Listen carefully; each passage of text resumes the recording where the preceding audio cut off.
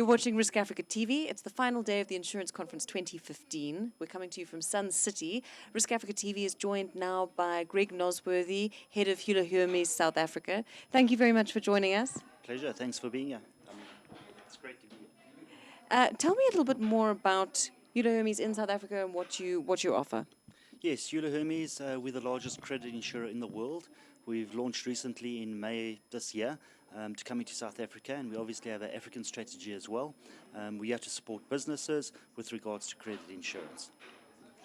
There's been a huge rise over the last decade in intra-African trade and increased business. Tell me a little bit about what's happening in that space. Yes, very interesting. African intra-trade has actually increased by 300% over the past 10 years. That sounds very impressive. It's obviously come off quite a low base, but excitingly enough, there's new developments like the African Free Trade Zone. A tripartite agreement has just been signed between 26 countries in Africa, and African trade, intra-African trade, is expected to increase by double in the next 7 years. So that's obviously, you mentioned your Africa strategy, that's obviously good news for you. As business grows, there's more need for credit risk transfer.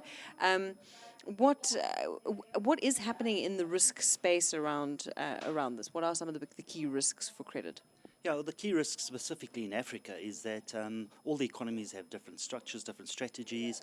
There's different banking regulations, there's different legal jurisdictions. So the important aspect is for these countries to align correctly so that trade can really flow freely. And that's really the important challenge at the moment. So I know you work in the business-to-business space. Is the sort of the development of the credit market, has that always been fairly complex and sophisticated and developed, or is that something that's kind of developing and regulation kind of evolving to support it more and more now? Yes, that's exactly what this initiative is about with the tripartite agreement.